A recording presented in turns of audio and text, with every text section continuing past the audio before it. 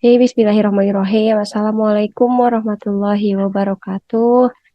Alhamdulillahirrabbilalamin. Wabihi nasta'in wala umuri dunya wadin. Wassalatu wassalamu ala asrofil anbiya'i wal mursalin. Wa ala alihi washabihi asma'in. Amma ba'du. Apa kabarnya teteh-teteh semua? Sekarang kita udah masuk ke Podline episode 22. Ya, sekarang seperti biasa di pekan pertama awal bulan kita membahas materi bebas. Kali ini materi bebasnya setelah kemarin kita sempat singgung tentang materi konten kreator. Nah, di materi bebas kali ini kita akan membahas mengenai finansial keluarga ya atau konsep dasar pengaturan keuangan rumah tangga. Baik, kita mulai saja materi di sore hari ini. Jadi, saat ini kita akan membahas finansial rumah tangga atau kita hanya mempelajari dan berdiskusi mengenai konsep dasar mengatur keuangan dalam rumah tangga Islam. Hal yang pertama yang harus kita bahas itu adalah hakikat keuangan ya. Apa itu uang dan bagaimana kita harus menyikapi uang tersebut. Jadi para ulama sepakat dan setuju bahwa uang itu adalah sebuah fitnah. Ia bisa menjadikan kita semakin baik atau dengannya juga kita bisa menjadi semakin buruk ya, seburuk-buruknya manusia. Dan dengan uang pula kita bisa meraih surganya Allah atau bahkan dengan uang pun kita malah terperosok gitu ya dengan neraka dengan mudah ke sana seperti itu. Jadi kita persamakan dulu persepsinya semua bahwa uang itu adalah fitnah yang kalau misalkan kita gunakan dengan tepat berarti akan bermanfaat, tapi sebaliknya kalau misalkan justru nggak bisa menghandle-nya atau nggak bisa menyikapi uang tersebut ya akan menjadi fitnah yang besar bagi diri sendiri. Yang selanjutnya akan kita bahas adalah konsep rezeki ya. Jadi rezeki dalam Islam diartikan sebagai segala hal yang memberikan manfaat kepada makhluknya. Makhluk di sini yaitu bisa kita sebagai manusia, hewan juga gitu ya. Semua seluruh makhluk hidup di muka bumi pasti Allah jamin rezekinya. Dan rezeki itu bisa juga dijelaskan atau diartikan sebagai sesuatu yang dapat kita nikmati manfaatnya. Ada di hadis dalam hadis riwayat Ahmad dan Tirmizi, seandainya saja engkau bertawakal kepada Allah dengan sebenar-benarnya tawakal, pasti Allah akan memberikanmu rezeki seperti halnya burung yang diberi rezeki. Pagi hari mereka pergi dengan perut yang kosong, burung-burung yang berterbangan di muka bumi ini gitu ya. Namun pada sore harinya burung-burung itu kembali dengan perut yang penuh gitu ya, udah kenyang. Nah, kalau misalkan kita kaitkan dengan konsep rezeki dan tawakal kepada Allah, ada salah satu kisah di ulama Pak di zamannya para tabiin ya. Jadi di zamannya para tabiin ada salah seorang ulama yang ingin membuktikan bahwa rezeki itu adalah pemberian dari Allah gitu ya, bukan hasil ikhtiar manusia saja. Jadi ulama tersebut memutuskan untuk ya udah aku pengen diam aja di hutan antah berantah gitu ya, yang jarang ada manusia yang lewat ke sana. Jadi dia memutuskan untuk pergi dari rumahnya, kemudian tinggal di dalam hutan. Nah, ketika dia berada di dalam hutan, ketemu sebuah gua, dan akhirnya dia memutuskan untuk tidur dan tinggal di dalam gua tersebut. Ia tidak membawa bekal makanan gitu ya, tidak membawa bekal makanan ataupun membawa bekal berupa uang ataupun emas atau harta benda lain yang bisa ditukar gitu ya, ditukar dan berharga. Nah, singkat cerita, 3 hari berlalu, ketika dirinya sudah mulai kelaparan gitu ya, kehausan dan lain sebagainya, ada salah satu kapilah dagang yang lewat ke depan muka mulut gua tersebut. Kapilah dagang tersebut melihat dirinya yang sedang tertidur di dalam gua gitu ya. Terus salah satu orang yang berada di kapilah tersebut bilang, "Hei, itu lihat gitu ya, ada seseorang di dalam gua yang ternyata kelihatannya dia kelaparan." Lalu oleh orang tersebut diajak untuk makan. Untuk makan itu diajak, ayo mau makan bareng nggak gitu ya di depan mulut gua.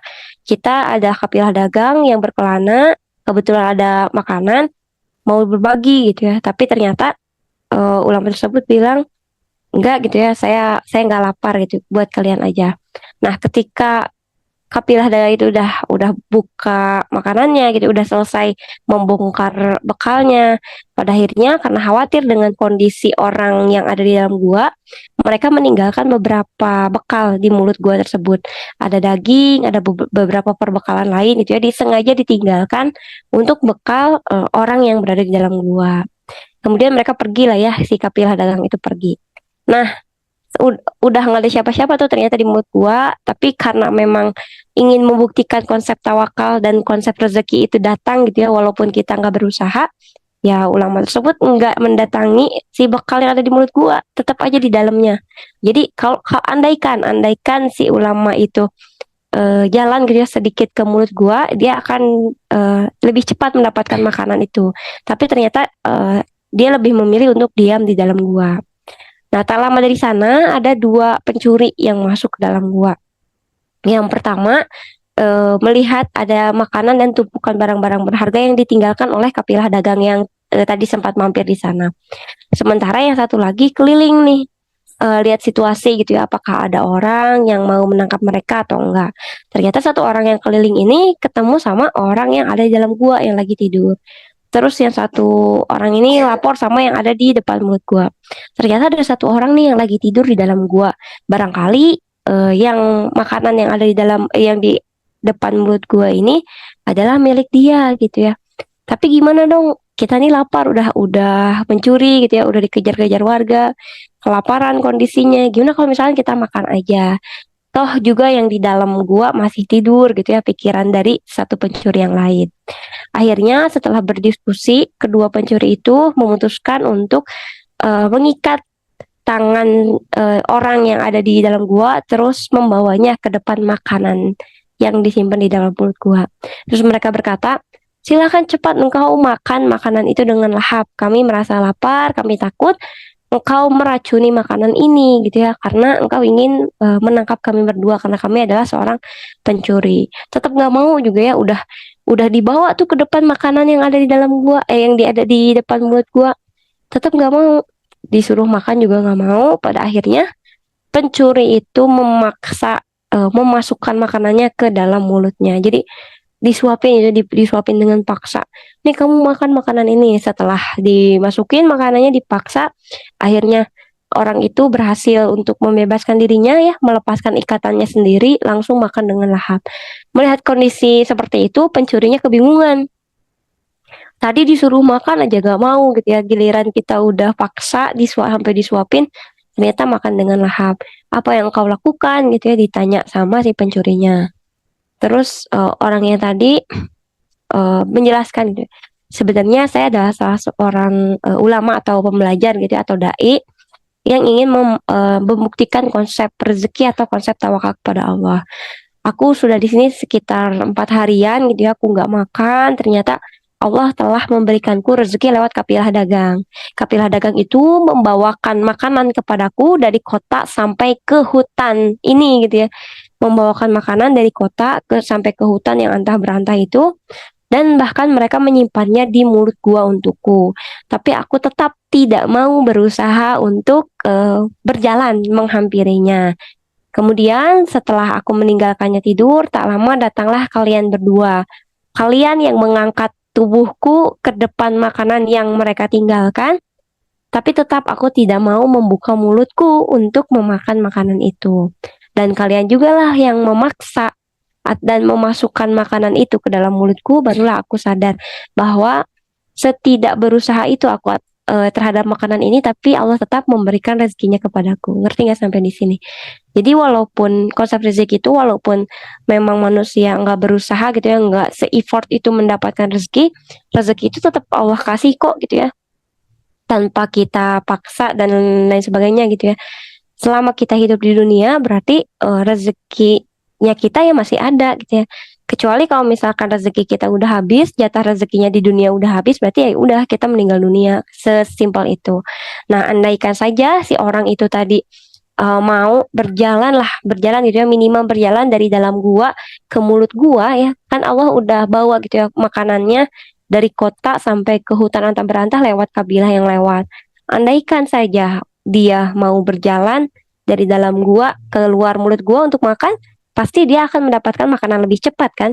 Kayak gitu ya usahanya itu. Tapi tetap dia nggak mau. Akhirnya Allah datangkan lagi dua pencuri itu, terus diangkat lagi tubuhnya gitu. Andaikan saja ketika udah diangkat tubuhnya ya tinggal bawa gitu ya, bawa makanannya terus memasukkan ke mulutnya, dia juga akan mendapatkan makanan lebih cepat. Tapi ternyata dia juga nggak mau berusaha, sampai akhirnya Allah yang memaksakan mau maksa masuk gitu ya, makanannya sama Allah dimasukin sama si tangan pencuri, masuk masuk masuk gitu lewat mulutnya, akhirnya makanlah sampai itu. Jadi intinya walaupun konsep rezeki itu, walaupun kita nggak berusaha se-effort itu gitu ya, atau mati-matian kerja keras banting tulang untuk mendapatkan rezeki, ya rezeki itu pasti ada.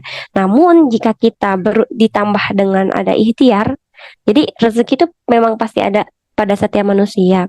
Tapi coba kalau misalnya ditambah dengan ikhtiar, insya Allah mungkin entah itu rezekinya tambah banyak, ya Allah kasih sama kita, atau mungkin rezeki yang memang Allah jadwalkan dikasih sama kita itu datangnya lebih cepat.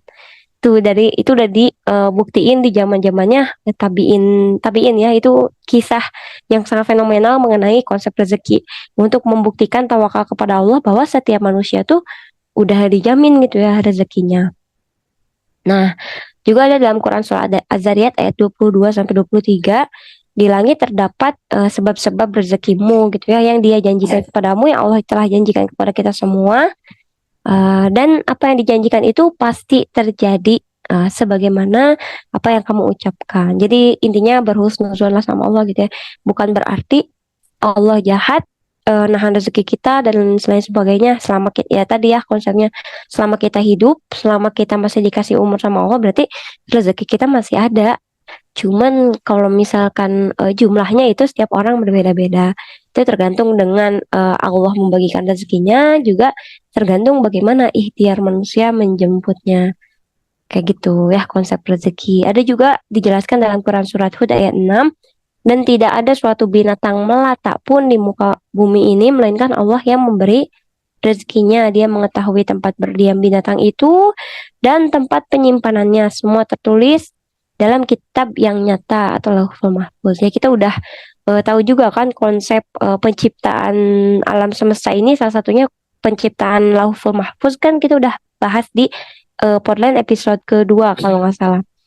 Nah, termasuk rezeki kita, termasuk rezeki setiap orang itu udah ditulisin juga kok di sana gitu ya, jauh sebelum kita lahir rezeki udah ada.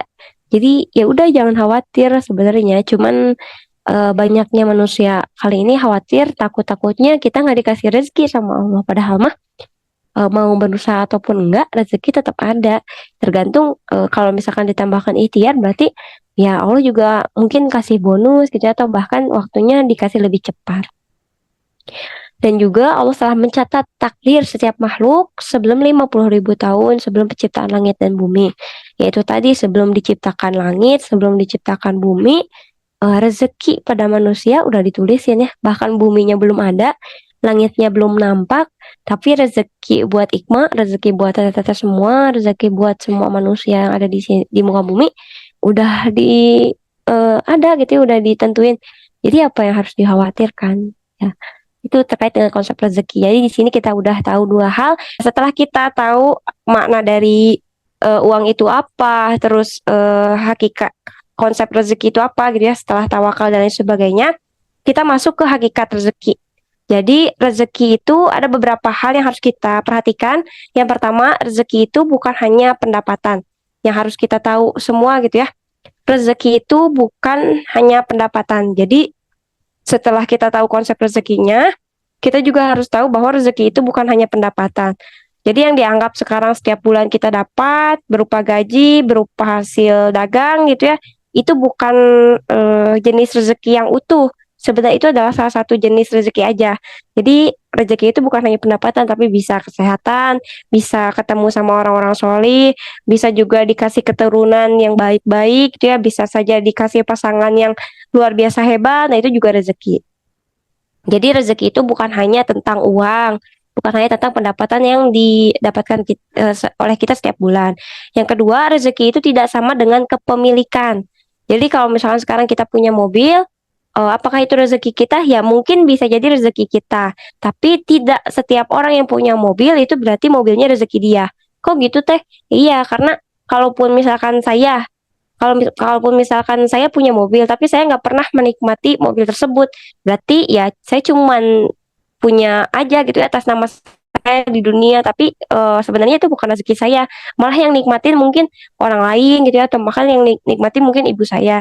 Jadi rezeki itu yang bisa dinikmati sebenarnya ya, dan bisa dimakan sampai habis atau digunakan sampai rusak. Kalau misalkan kita mau memanai rezeki itu apa, ya rezeki itu kalau misalkan terkait dengan barang atau sesuatu yang bisa dinikmati sampai habis atau yang bisa dipakai sampai rusak. Jadi kalau misalkan kita makan, makan nih makan, terus kita makan sampai habis, berarti itu rezeki kita makanannya. Tapi kalau misalkan sekarang yang ada di kulkas nih, misalkan ada kue ya, kue satu kotak gitu terus masih ada di kulkas, apakah itu rezeki kita? Ya belum tentu, karena kita belum menikmati kue tersebut gitu ya, kecuali kalau misalnya kita udah nikmati kue tersebut, udah dimakan sampai habis ya, dilumat sampai habis sama kita, berarti itu rezeki kita. Juga buku yang kita punya di rumah yang ada di rak, apakah itu rezeki kita? Belum tentu. Selama buku itu udah kita baca, udah kita ambil ilmunya, berarti itu rezeki kita. Ada kan orang-orang yang beli buku ya cuma pajangan aja di rumah, nggak tahu isinya apa, nggak tahu bacaan di dalamnya apa, berarti itu bukan rezeki dia, walaupun bukunya ada di dalam rak dia. Kayak gitu ya. Jadi rezeki itu tidak sama dengan kepemilikan. Bisa jadi kita nggak punya sesuatu, tapi karena rezeki kita itu kita bisa. Jadi kayak misalkan ada seseorang nggak punya mobil, tapi bisa menikmati rezeki mobil ya. Misalkan menikmatinya dengan pakai Grab gitu ya, tiap tiap pesan Grab ganti mobil gitu ya, rezekinya ngalir terus tuh, mobilnya ganti-ganti, bisa menikmati mobil merek A, B, C gitu ya, dan sebagainya. Ya rezeki dia gitu ya pada saat itu. Nggak sama dengan kepemilikan kayak gitu. Jadi konsep rezeki yang kedua adalah yang bisa dimakan sampai habis atau bisa digunakan sampai rusak ya, atau bisa dinikmati jasanya, seperti itulah kurang lebih yang kita rasakan. Yang selanjutnya adalah rezeki adalah sesuatu yang bisa kita nikmati dan manfaatkan, itu yang tadi saya jelaskan. Nah, peta rezeki, kita juga harus tahu nih peta rezeki. Rezeki itu kan dari Allah ya datangnya.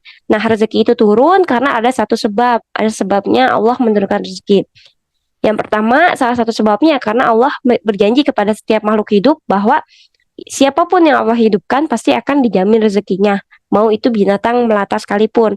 Mau Ikma sekarang ada di dunia, berarti ya Ikma ini dijamin rezekinya sama Allah. Adapun anak-anak kita yang terlahir, yang dilahirkan sama kita, berarti mereka yang menjamin rezekinya bukan orang tuanya, tapi ya Allah juga gitu ya. Ada sebabnya. Yang ya, sebabnya Allah menurunkan rezeki ya karena janji tadi ya, karena janji Allah. Nah, kalau terkait dengan janji Allah, mau usaha ataupun nggak usaha, ya pasti dikasih. Karena kan itu janji Allah sama kita. Terus yang kedua,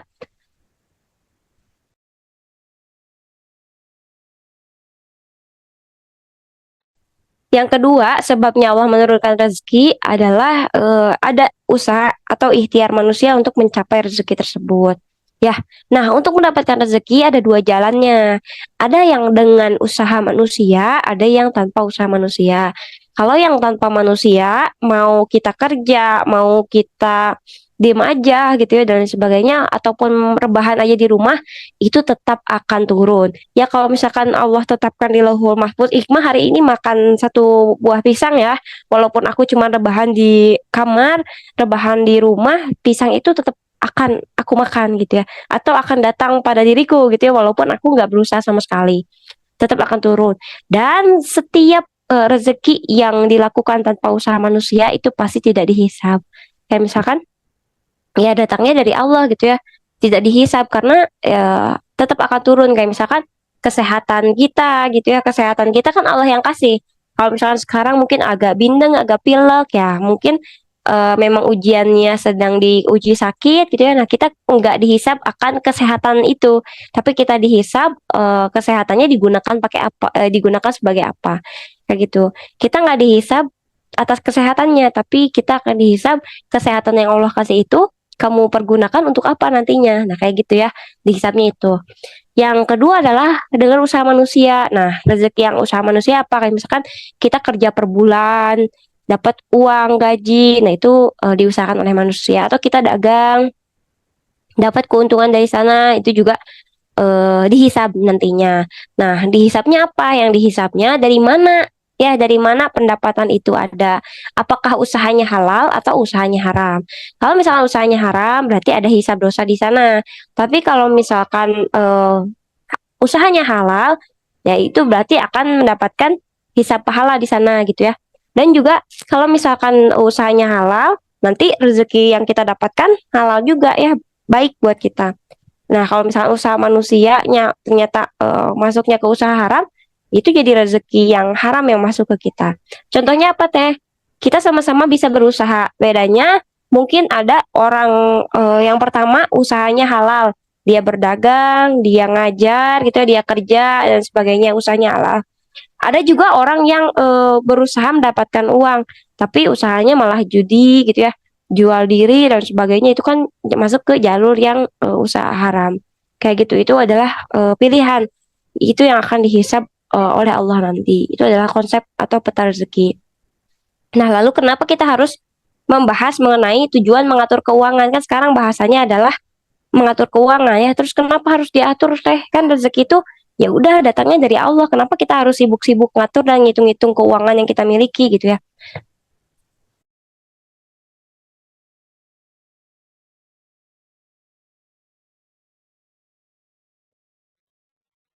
Yang pertama adalah agar kita bisa mempertanggungjawabkannya di hadapan Allah. Ya kayak tadi ya, kaki kita nggak akan bergeser dua telapak kaki seorang hamba pada hari kiamat sampai bisa mempertanggungjawabkan. Salah satu yang bisa dipertanggungjawabkan adalah harta kita dihabiskan untuk apa kayak gitu.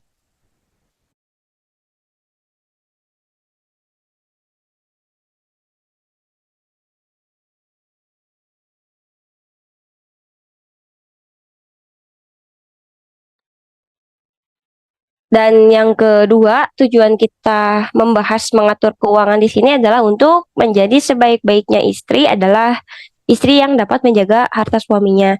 Kan ada hadis ya, kalau misalkan wanita yang terbaik adalah wanita yang menyenangkan kamu, tatkala kamu nggak ada di rumah, kalau suami nggak ada di rumah, tapi dia bisa ngejaga harta suaminya. Salah satu caranya menjaga harta suami adalah dengan mengatur keuangan yang diberikannya. Kalau misalkan suaminya kerja, istrinya cuma ibu rumah tangga, berarti yang menjaga harta suaminya ketika hasil kerja itu dilakukan berarti istrinya gitu ya. Semata-mata untuk menjadi istri yang baik yang dapat menjaga harta suaminya. Barangkali ketika kita menjadi istri yang baik dan dapat menjaga harta suami, keberkahan Allah datang dari sana. Yang selanjutnya, kenapa kita harus membahas mengatur keuangan adalah agar tidak menjadi beban untuk orang lain. Setidaknya, kalaupun misalkan uang kita masih alhamdulillah ada gitu ya, walaupun nggak banyak, kita bisa ngaturnya dengan baik. Kita ngelola, kita nggak ada hutang, kita nggak jadi beban buat orang lain gitu ya. Kita nggak minta-minta sama orang lain. Kalau kita lapar, kita bisa makan sendiri. Kalau misalkan kita butuh pakaian, ya kita bisa beli sendiri, nggak merepotkan orang lain. Karena tidaklah seorang hamba memakan makanan yang lebih baik dari hasil usaha tangannya sendiri. Sungguh Nabi Daud juga makan dari hasil usaha tangannya. Nanti kalau misalkan kita belajar Nabi Daud nih, Nabi Daud itu bekerja loh teman-teman. Nabi Daud itu sebelum jadi raja nantinya, Nabi Daud itu bekerja. Bagaimana cara bekerjanya? Salah satu,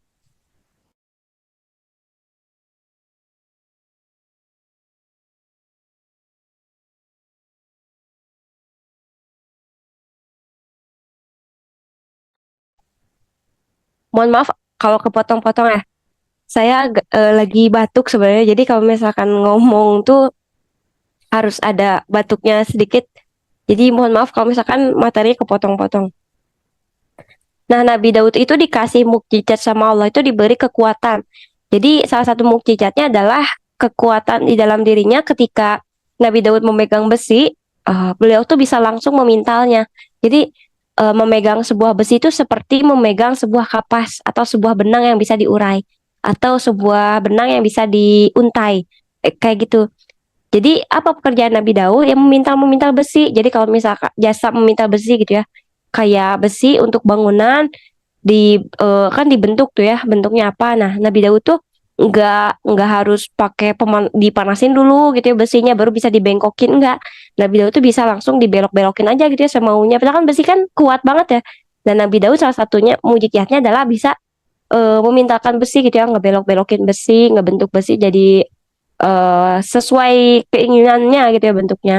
Nah, dari sanalah Nabi Daud mendapatkan uang. Bahkan dijelaskan di dalam hadis Bukhari, Nabi Daud pun bekerja atas tangannya sendiri. Seorang nabi pun bekerja, bahkan Nabi Muhammad juga dagang ya, bekerja sendiri. Ya kita siapa gitu ya, Nabi bukan berharap rezeki datang, rezeki nomplok gitu aja sama kita gitu ya, tanpa usaha ya tetap datang. Tapi kalau misalkan nggak ada usaha ya Allah juga mikir ah dia nggak mau usaha ya kasihnya secukupnya aja kayak gitu. Kalaupun Nabi Daud bekerja, Nabi Muhammad bekerja, ya siapa kita yang nggak mau kerja di dunia ini tapi berharap rezeki yang banyak kayak gitu ya. Jadi tujuan mengatur keuangan ini semata-mata bukan ngitung-ngitung rezeki dari Allah. Kan ada ya bahasan di orang-orang di luar sana, para ibu-ibu juga berpikiran ngapain sih gitu ya belajar manajemen keuangan, toh juga rezeki dari Allah datang sendiri, semakin kita hitung semakin dihitung itu semakin dibagi-bagi uangnya ya semakin kurang rezekinya, padahal kan nggak kayak gitu ya. Tujuan mengatur keuangan ya tadi sebagai salah satunya adalah agar kita tidak menjadi beban bagi orang lain. Nah, kisah Abdurrahman bin Auf, ingat beliau adalah salah satu sahabat yang paling kaya.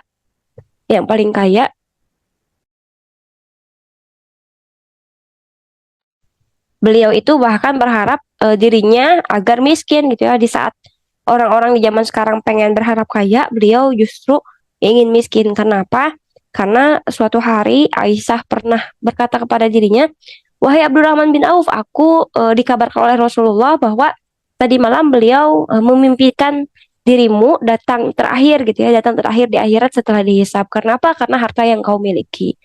Kayak gitu. Jadi kata Abdurrahman bin Auf, oh, ternyata harta itu memang dihisabnya sebegitu peliknya gitu ya sama Allah, sehingga Abdurrahman bin Auf tuh pada saat mendengar hal itu, ketika kafilah dagangnya datang, diperkirakan 100 unta gitu ya, 100 unta yang bawa barang dagangan dan bawa keuntungan dari dagangnya itu langsung disedekahkan hari itu juga.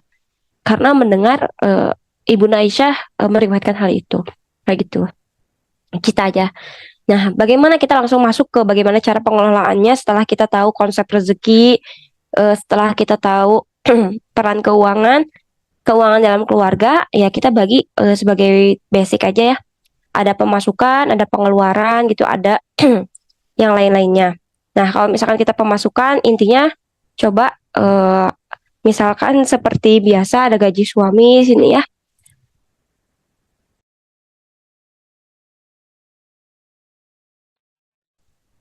bisa dari hasil bisnis atau berjualan mungkin, dan dari hasil arisan mungkin ya. Nah, di sini juga berbeda-beda ya. Ada yang bilang arisan itu nggak diperbolehkan, ada juga yang bilang arisan itu boleh. Ada yang bilang juga para ulama bilang arisan itu termasuk hutang, ya termasuk hutang. Makanya kalau misalkan mau arisan,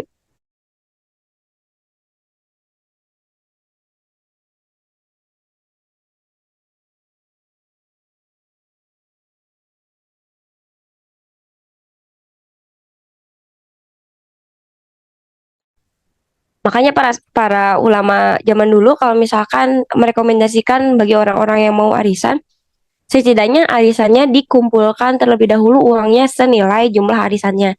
Jadi kalau misalkan jumlah arisan dari awal sampai akhir 12 juta, berarti ya 12 juta yang harus dibayarkan di awal. Jadi nggak jadi hutang. Walau alam ya terkait arisan ini ada perdebatannya. Emang nggak apa ngejalanin yang mana. Bisa juga pemasukan pemberian dari orang tua mungkin yang masih kuliah atau masih belum kerja. Ada juga yang dari beasiswa dan sebagainya, banyak kan pemasukan tuh. Nah, pengeluaran, misalkan ada hutang atau cicilan, ada sedekah pasti ya, atau zakat, ada kebutuhan orang tua, kemudian untuk belanja sehari-hari gitu ya, belanja untuk makan, belanja bulanan, pemeliharaan ini kayak misalkan motornya rusak harus diservis, mobilnya rusak harus diservis, dan lain sebagainya. Ada juga kebutuhan anak sekolah, SPP, dan lain sebagainya, ada iuran desa mungkin ya, ke Pak RT atau ke Satpam yang ngejaga komplek kita dan sebagainya. Dan terakhir ada juga tabungan atau simpanan, kayak misalkan asetnya mau di tanah kah atau beli bangunan kah atau bahkan kendaraan kah gitu ya. Sebenarnya kendaraan juga bukan termasuk aset ya. Kendaraan itu akan menyusut gitu ya, semakin hari nilai dari kendaraan yang kita beli itu akan semakin turun ya. Nah, investasi bisa juga emas atau di saham itu ya, tapi sahamnya saham syariah atau bahkan nabung berupa uang tunai. Nah, pembagiannya bagaimana?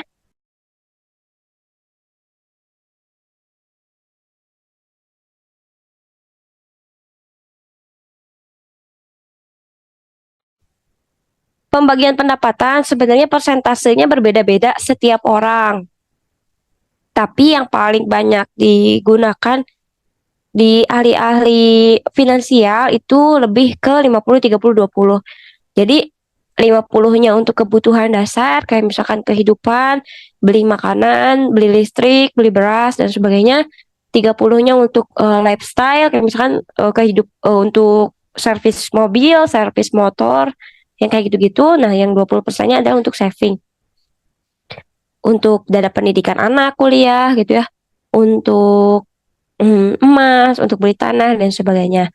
Sebenarnya pada hakikatnya pembagian keuangan ini diserahkan kepada teteh semua. Jadi kalau berharap dalam kelas ini atau dalam materi sekarang ada harapan pembagiannya gimana teh gitu ya untuk belanja bulanan berapa persen dari hasil penghasilan, saya nggak akan pernah ngasih persenan. Saya nggak akan pernah ngasih persenan, misalkan kebutuhan pokok harus 50%, kebutuhan pokok harus 40%, atau cicilan harus 30%. Nggak akan pernah ngasih rekomendasi itu. Karena apa? Karena setiap kebutuhan keluarga berbeda-beda. Ada juga yang punya cicilan kan, ada juga yang nggak punya cicilan. Ada juga yang anaknya 5, misalnya ada juga yang anaknya 2, tapi kebutuhannya berbeda-beda, pemasukannya juga berbeda-beda. Saya nggak bisa netapin persenan ini sekian harus pakem gitu ya, diterapkan kepada setiap keluarga, nggak bisa. Karena kebutuhannya berbeda-beda dan juga kondisi keluarganya berbeda-beda juga. Nah, alur keuangan di keluarga kami ya, ini keluarga.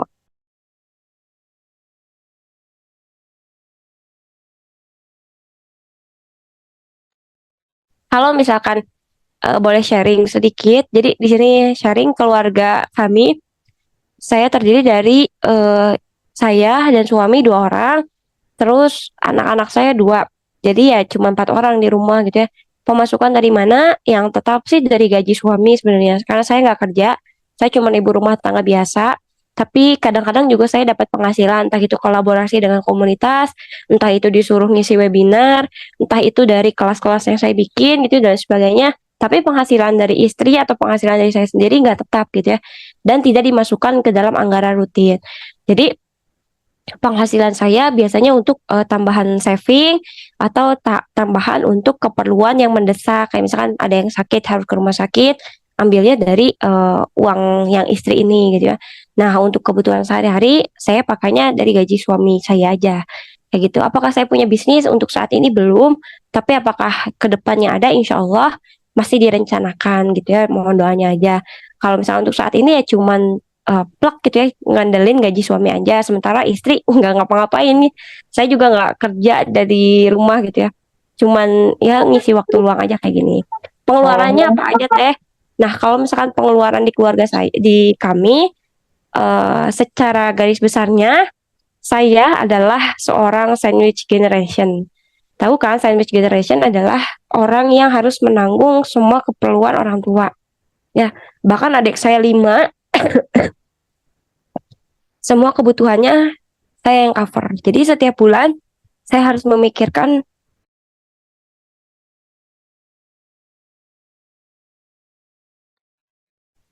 setiap bulan saya harus memikirkan 2 dapur yang harus mengepul setiap bulannya. Jadi yang pertama kali kami keluarkan adalah uang sedekah atau uang zakat. Uang zakat itu dihitung 2,5% dari penghasilan selama 1 bulan. Jadi yang wajibnya sih zakat penghasilan itu ketika ya, ketika penghasilan dalam 1 tahun udah mencapai 85 gram emas, maka wajib bagi mereka untuk mengeluarkan uang senilai 2,5% setiap bulan dari penghasilannya. Jadi ketika tata-tata semua punya penghasilan sekitar 85 juta per tahun, kalau dibagi 85 juta per tahun berarti kurang lebih 7 juta per bulan, 7.200.000 atau 7.500.000 per bulan, berarti itu sudah masuk wajib eh, zakat penghasilan. Ya, zakat penghasilan 2,5%. 2,5% dari 7 juta sekitar 200 ribuan. Jadi dari 7.500.000 yang Allah kasih per bulan gaji tetap, cuma dikeluarin 200 ribu untuk membersihkan harta kita gitu ya. Membersihkan harta yang Allah titipkan pada kita kayak gitu. Itu ya. Ada yang coret-coret lagi sebentar.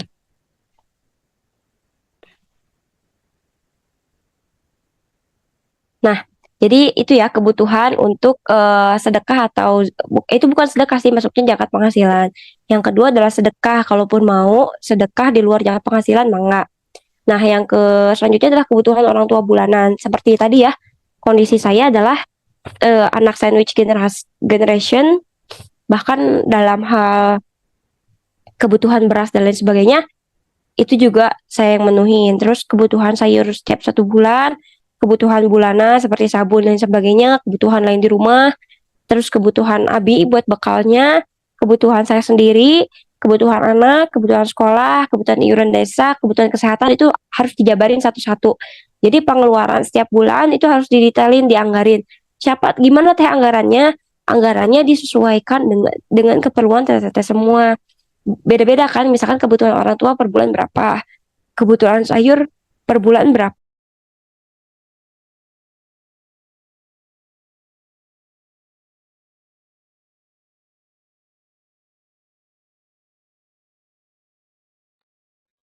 Lalu tabungannya, apakah ada? Tabungannya insya Allah ada ya, untuk tanah misalnya, untuk pendidikan anak. Tapi sampai saat ini saya hanya membagi tabungan saya berupa dua jenis ya.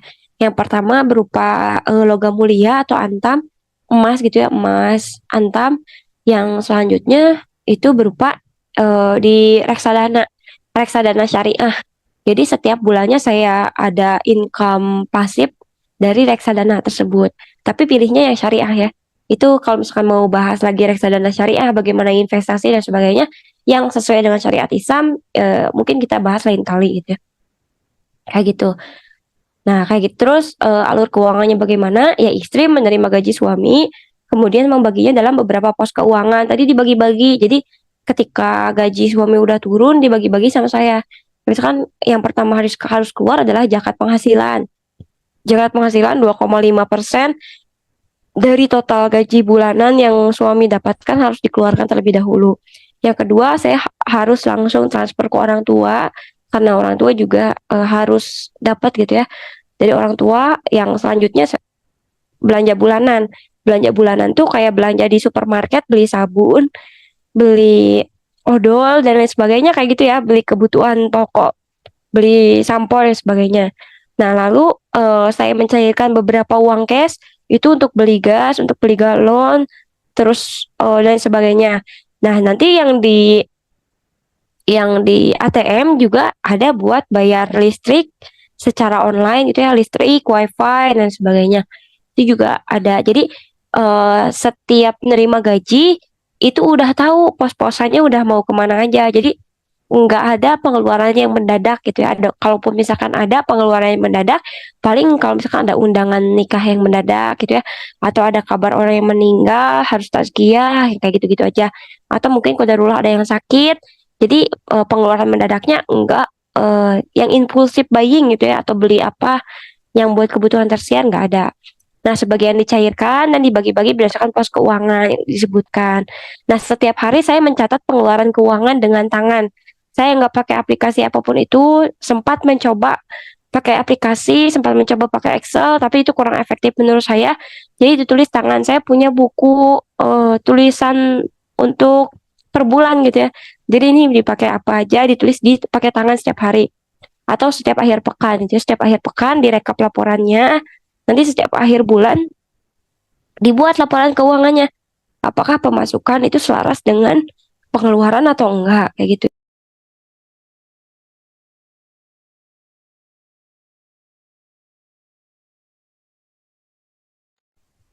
Nah, yang selanjutnya ketika ada recehan, uang seratusan, 500-an, saya enggak dibuang atau enggak apapun, itu harus disimpan di kayak toples-toples kecil, itu ditukarkan setiap 1 tahun sekali. Bahkan rekapan rekapan recehan di tahun 2023 aja kemarin itu sampai 750.000 dari uang 100 perak, 200 perak, 500 perak gitu ya. Ini saya bukan nyeritainnya sedih gitu ya, tapi karena suara saya serak dan lagi batuk, jadi mohon maaf ya. Itulah kurang lebihnya. Nanti kalau misalnya mau nanya-nanya teknis, boleh ya di pas sesi pertanyaan aja. Nah, lalu gimana teh pengaturan dalam Islam sebenarnya? Jadi kalau misalkan pengaturan dalam Islam, para sahabiah dulu ketika dapat pendapatan dari suami, tentu saja yang pendapatannya halal dan toyib, pengaturan keuangannya bisa dilakukan oleh istri atau juga suami, tergantung ya, tergantung rumah tangganya mau diatur sama siapa, mau sama istrinya atau mau sama suaminya atau berdua bareng-bareng kayak gimana. Lalu pengeluaran yang dilakukan oleh para sahabiah itu biasanya zakat dulu diutamain gitu ya, zakat atau sedekah, kemudian birrul walidain.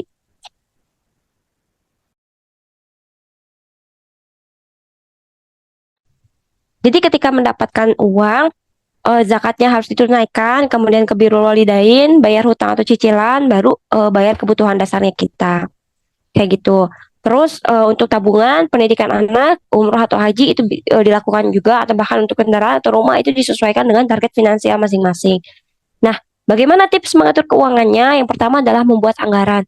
Jadi biasakan membuat anggaran, kayak misalnya sekarang belanja bulanan ke supermarket buat beli sabun berapa ya gitu ya, apakah 1 juta, apakah 500 ribu, apakah 2 juta gitu ya, itu kan beda-beda. Kalau misalkan saya cukupnya 1 juta nih untuk mengcover semuanya, ternyata mungkin yang 2 juta baru bisa cukup. Bahkan orang-orang yang sering bikin vlog di TikTok ataupun di YouTube bahkan ada yang belanja bulannya sampai belasan juta. Itu kan beda-beda setiap keluarga, jadi rencanakan pengeluarannya mau dipakai apa aja. Terus jangan lupa juga nih zakat sama sedekahnya, biasakan untuk membayar. Cerita saya waktu awal menikah, saya punya tuntutan hutang kurang lebih 3 digit. Jadi sekian ratus juta lah saya punya hutang. Bukan saya yang berhutang, bukan juga suami saya yang berhutang, tapi itu hutang bekas orang tua saya gitu ya. Tapi karena saya anak pertama, saya yang harus melunasinya. Jadi ketika awal nikah, hutang itu dibebankan kepada kami berdua. Di situ saya udah memutuskan untuk jadi ibu rumah tangga, gaji suami saya juga masih di bawah UMR ya pada saat itu. Di tengah-tengah tuntutan hutang yang beratus-ratus juta itu, bingung gitu ya ngelunasinya dari mana, karena pendapatannya nggak sesuai dengan hutang yang ada. Nah setelah itu akhirnya kami mengamalkan dari guru kami.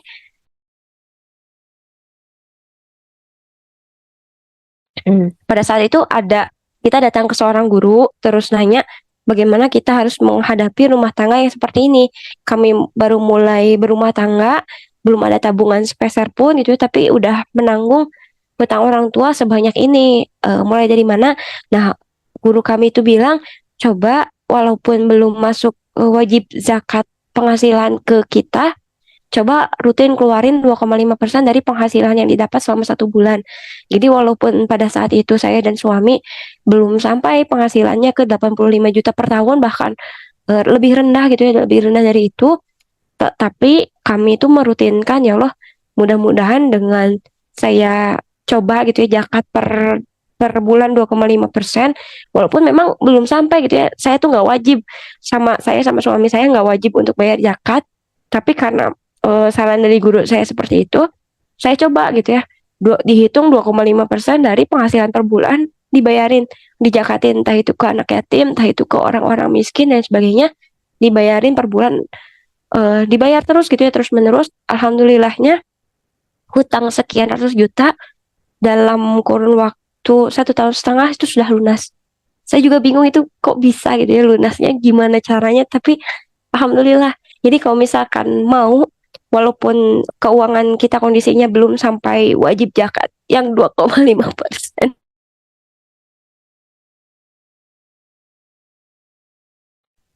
Aduh, mohon maaf banget ya, saya bukan sedih sebenarnya. Ini karena suara saya lagi batuk-batuk, ya mohon maaf sekali. Ya, jadi kalau misalkan mau coba untuk menarik rezeki itu ya, menarik rezeki, coba deh untuk keluarin 2,5% dari penghasilan per bulan walaupun kita belum wajib zakat. Ya, coba insya Allah itu adalah salah satu testimoni dari 1,5 tahun awal pernikahan saya. Alhamdulillah sudah segitu gitu ya. Nah, yang ketiga, hindari riba. Kalaupun bisa, coba hindari riba. Jangan berhutang apapun sama orang lain, terutama riba. Sebisa apapun jangan berhutang. Nah, ini ada juga cerita dari kondisi rumah tangga saya yang waktu awal-awal nikah. Saya masih berhutang sekian ratus juta. Saya nggak punya tabungan sama sekali.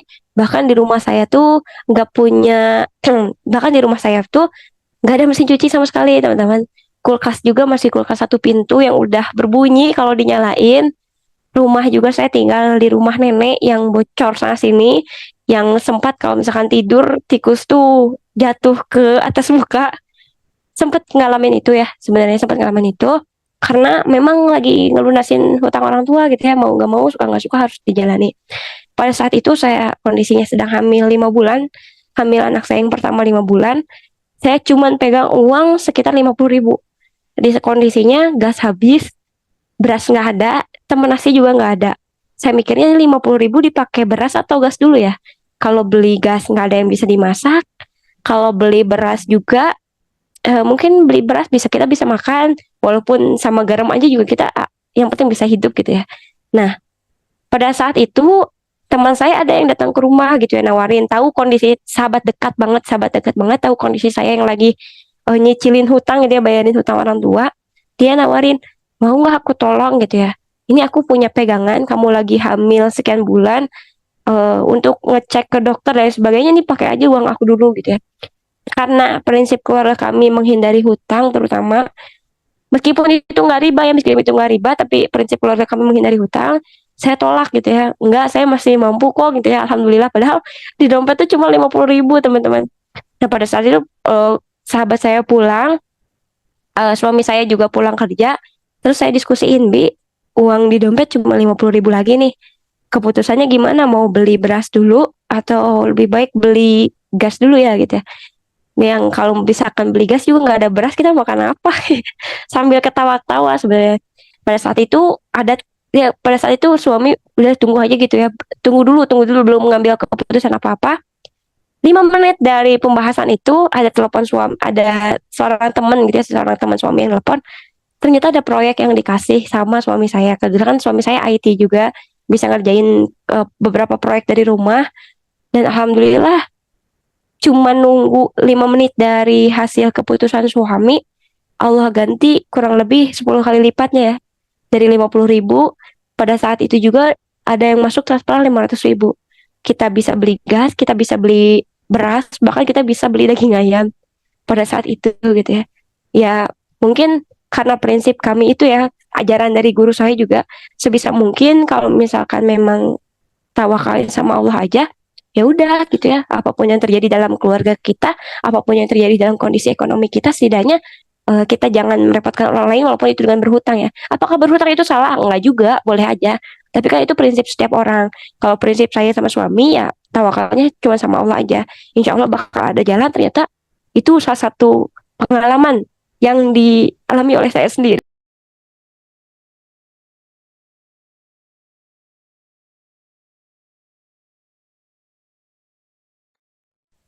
Nah itu ya, itu salah satunya.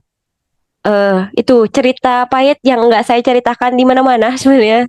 Cuman pengalaman hidup aja. Karena mungkin lagi bahasnya mengatur keuangan, jadi ini sangat relatable gitu ya. Ah, Taik mah hidupnya enak banget ya, udah jadi influencer ini gitu. Walaupun ngisi kelas di rumah aja bisa dapat uang ya. Iya kali. Ke rumah tangga saya udah berapa tahun? Nah, 1,5 tahun saya hidup tuh seperti itu. Bahkan cerita yang pahitnya yang mungkin nanti saya ceritakan lagi, salah satunya adalah di malam pernikahan saya, misalnya saya siang ini nikah, malamnya itu ada yang datang, teman-teman. Satu ibu-ibu bawa tas kecil di depannya gitu. Lalu dia bilang, Neng, ini hutang ibu sekian juta. Katanya kalau Neng udah nikah, Neng yang bayar. Saya kan bingung ya. Saya baru nikah, baru selesai banget nikah tuh sore hari jam 3 sore. Habis asar tuh udah nikah. Ibu itu datang habis maghrib, teman-teman. Sekian nagih hutang ke saya, nagih hutang ibu saya. Ya kak, saya nggak bisa jawab apa-apa, ya saya cuma bisa nangis, ya Allah kok malam pernikahan saya begini banget gitu ya. Terus saya konsultasikan sama suami, Bi, ternyata ini ada hutang orang tua yang harus saya bayar begini-begini. Saya anak pertama kayak gitu-gitu.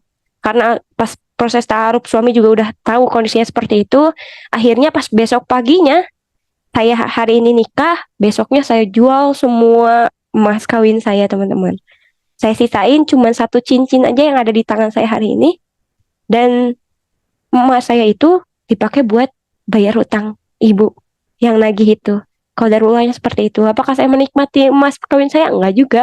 Apakah saya sedih dengan hal itu? Enggak juga, karena mungkin memang itu rezekinya ibu saya. Kayak gitu ya kurang lebihnya. Jadi sebisa mungkin ya jalani aja kepahitan kehidupan itu gitu ya.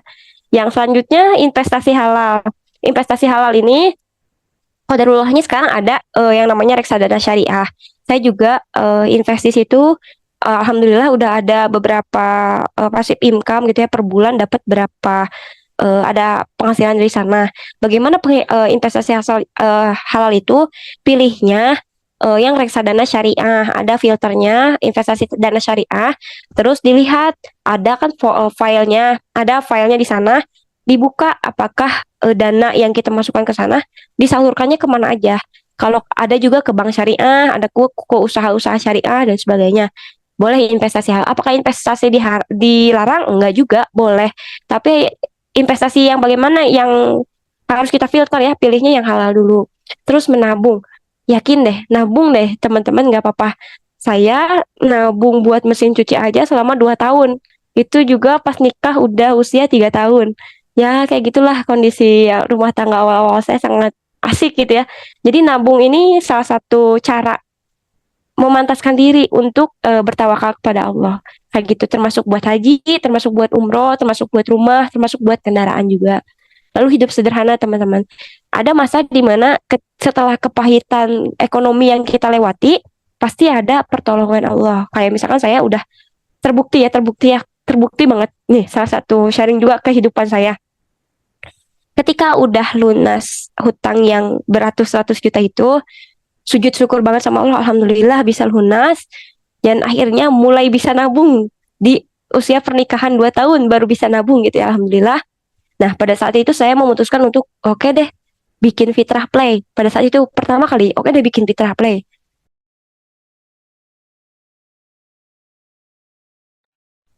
Nah, setelah bikin Fitrah Play, proyek yang pertama saya garap adalah home education. Tentang bagaimana ibu-ibu itu bisa ngajarin anak-anaknya di rumah. Saya ajak kerja sama Teh Patra, saya ajak kerja sama Teh Karin, saya ajak kerja sama Teh Kiki Barkiah pada saat itu. Ada 3 orang guru-guru saya juga. Saya kumpulin jadi satu, saya buka pendaftaran kelas. Saya tanya satu-satu ke pemateri, fee-nya berapa teh gitu ya, berapa yang harus saya siapkan buat fee-nya dan lain sebagainya. Itu saya urusin 2 orang gitu ya, saya sama suami aja yang ngurusin Fitrah Play pada saat itu. Nah, alhamdulillahnya Teh Patra, Teh Karin sama Teh Kiki Barkiah tuh gak usah nyiapin berapa-berapa gitu ya. Yang penting proyek ini jalan aja gitu ya. Diniatin sama Allah aja biar jadi manfaat buat banyak orang. Ya bismillah gitu, itu modal bismillah banget, pasang poster, followers Fitrah Play juga masih kurang dari 1.000, kurang lebih ya. Kurang dari 1.000, masih berapa ratus karena Instagramnya aja baru bikin.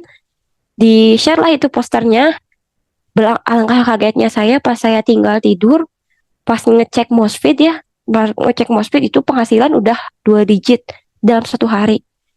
Ya Allah, kata saya, baru aja beberapa hari ngelunasin hutang beratus juta, sekarang kok gampang banget dapat 2 digit dalam 1 hari gitu ya.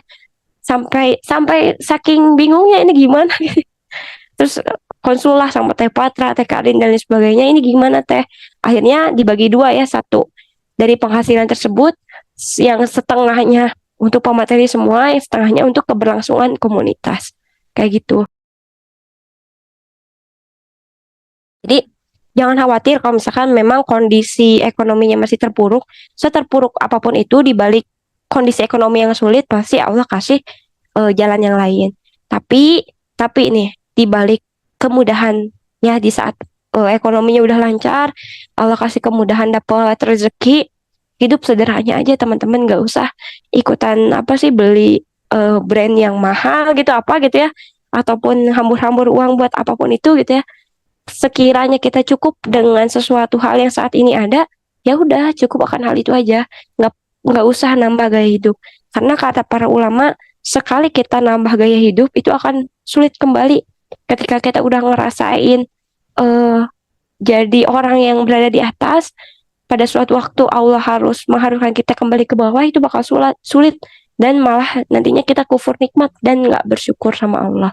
Kayak gitu. Jadi hidup sederhana aja, utamakan kebutuhan daripada keinginan untuk menjaga apa? Menjaga stabilitas keuangan. Yang selanjutnya rajin mencatat keuangan, mau itu di HP, mau itu di apa? Di Excel, mau itu di catatan tulisan tangan gitu. Saya pakainya tulisan tangan. Menghindari hutang. Kalau sebisa mungkin gitu ya, kalau misalkan masih bisa bertahan, hindari hutang, terutama hutang riba. Jangan deh, ya. Apakah hutang itu buruk? Enggak buruk, tapi direkomendasikan untuk dihindari. Takut-takutnya hutangnya masih ada, kitanya udah meninggal dunia. Kan salah satu yang bikin nambah siksaan kita ke akhirat adalah hutang yang belum kita lunasi, teman-teman. Takutnya kita udah meninggal dunia, hutangnya belum lunas, gimana ya? Ya, yang selanjutnya adalah berdoa dan tawakal sama Allah, biar Allah limpahkan rezeki sama kita gitu ya. Kita udah ngatur keuangan sebaik mungkin, ya alhamdulillah, mudah-mudahan Allah dengan jalannya itu Allah nambah keberkahan buat keuangan di keluarga kita.